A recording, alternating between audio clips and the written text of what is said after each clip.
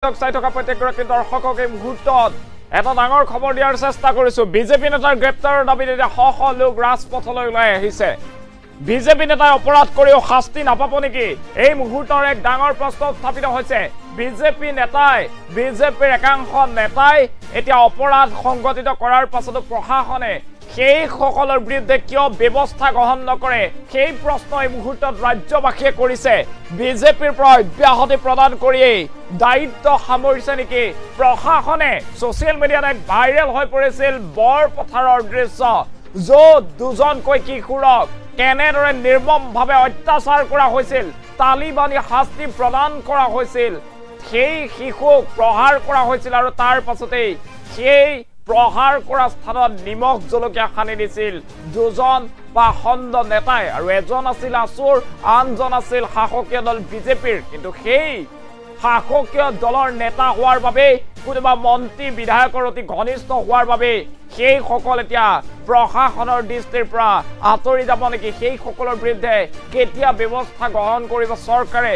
সেই কাৰণে এতিয়া প্ৰতিবাদ সাব্যস্ত কৰিছে শ শ লোক ৰাজপথত ওলাই আহি। এই মুহূৰ্তত সবিশেষ খবৰ লৈ অনাৰ চেষ্টা কৰিছো। এই মুহূৰ্তত ডাঙৰ খবৰ, বিজেপি নেতাৰ গ্ৰেপ্তাৰৰ দাবীত এতিয়া শ শ লোকৰ প্ৰতিবাদ, তীব্ৰ প্ৰতিবাদ সাব্যস্ত কৰা হৈছে। বিজেপি নেতাই অপৰাধ কৰিও শাস্তি নাপাব নেকি? এই মুহূৰ্তত ৰাইজৰ প্ৰশ্ন এয়া। বিজেপি নেতাক অপৰাধ কৰিলেও শাস্তি নিদিব নেকি চৰকাৰে?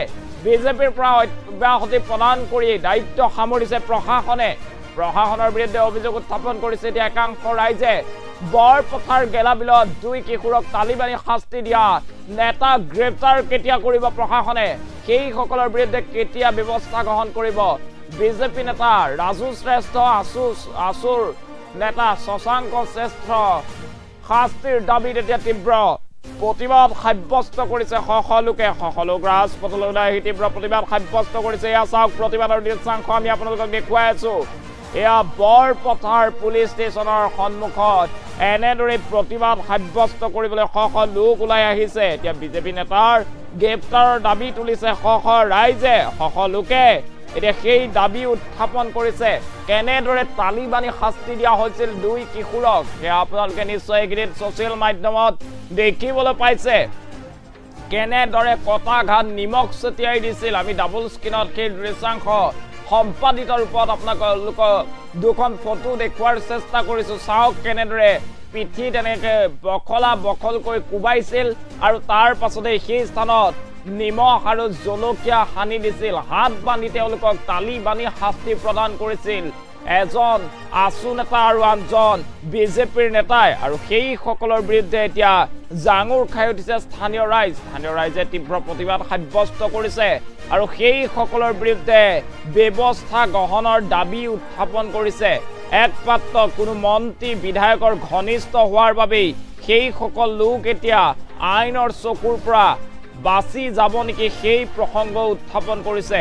মুহূৰ্তত সেই খবৰ আপোনালোকক জনোৱাৰ চেষ্টা কৰিছো। এতিয়া দেখিবলৈ পোৱা গৈছে সৰু পথাৰৰ কাণ্ডক লৈ তীব্ৰ প্ৰতিবাদ সাব্যস্ত কৰিছে শ শ লোকে। শ শ লোক এতিয়া ৰাজপথলৈ ওলাই আহি এনেদৰেই আৰক্ষী চকীৰ সন্মুখত তীব্ৰ প্ৰতিবাদ সাব্যস্ত কৰিছে। আৰু শীঘ্ৰেই এই ঘটনাৰ লগত জড়িত বিজেপি নেতা ৰাজু শ্ৰেষ্ঠ আৰু আছু নেতা শশাংক শ্ৰেষ্ঠক শাস্তি বিহাৰ দাবীত এনেদৰে তীব্ৰ প্ৰতিবাদ সাব্যস্ত কৰা হৈছে।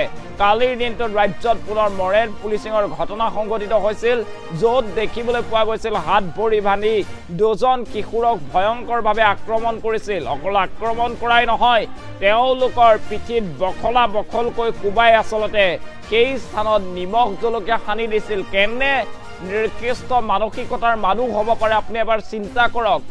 সামান্য চুৰিৰ এটা ঘটনাৰ পাছতে আইন হাতত তুলি লৈছিল আৰু তাৰ পাছত উপৰ্যুপৰি দুই কিশোৰৰ ওপৰত আক্ৰমণ কৰিছিল। পিঠি বখলকৈ কোবাই ফালি পেলাইছিল আৰু সেই কোবাই ফাটি যোৱা স্থানত নিমখ আৰু ভোট জলকীয়া সানি দিছিল একাংশ নিকৃষ্ট মানসিকতাৰ লোকে। আৰু ইয়াৰ নেতৃত্বত আছিল বিজেপি নেতা ৰাজু শ্ৰেষ্ঠ আৰু আছু নেতা শশাংক শ্ৰেষ্ঠ।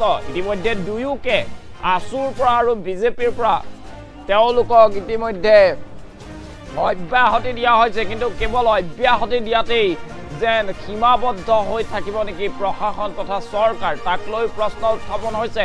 শ সমান্তৰালভাৱে শাসকীয় দলৰ কোনো মন্ত্ৰী বিধায়কৰ ঘনিষ্ঠ হোৱাৰ বাবে এনে একাংশই অপৰাধ কৰিও বাৰে বাৰে কিয় হাৰি যায় এনেধৰণৰ ঘটনা আৰু পূৰ্বতেও ৰাজ্যত সংগঠিত হৈছে আমি দেখিছিলোঁ মৰে পুইচিঙৰ ঘটনা কেনেদৰে ৰাজ্যত ভয়ংকৰভাৱে সংগঠিত হৈছিল আৰু তাৰ পাছত এতিয়া এই ঘটনাৰ লগত জড়িত বিজেপি নেতা ৰাজু শ্ৰেষ্ঠ আৰু আছু নেতা শশাংক শ্ৰেষ্ঠক গ্ৰেপ্তাৰ কৰাই নহয় উপযুক্ত শাস্তি বিহাৰ দাবীত এনেদৰে শ লোকে তীব্ৰ প্ৰতিবাদ সাব্যস্ত কৰিছে আমি দেখুৱাই আছো এই মুহূৰ্তত শ লোক ৰাজপথলৈ ওলাই আহিছে আৰক্ষী চকী ঘেৰাও কৰি এইসকলে তীব্ৰ প্ৰতিবাদ সাব্যস্ত কৰিছে আৰু কৈছে যে কেৱল বিজেপি নেতা হোৱাৰ বাবে এইসকলক আইনৰ গণ্ডিৰ মাজৰ পৰা ওলাই যাবলৈ দিয়া নহ'ব সেই সকলৰ বিৰুদ্ধে প্ৰশাসনে ব্যৱস্থা গ্ৰহণ কৰক কঠোৰ ব্যৱস্থা গ্ৰহণ কৰাৰ দাবী তেনেদৰে দেখিবলৈ পোৱা গৈছে শ লোকে তীব্ৰ প্ৰতিবাদ সাব্যস্ত কৰিছে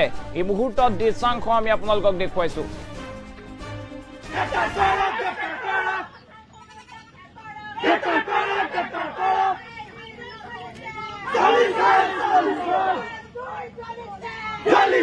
Jolly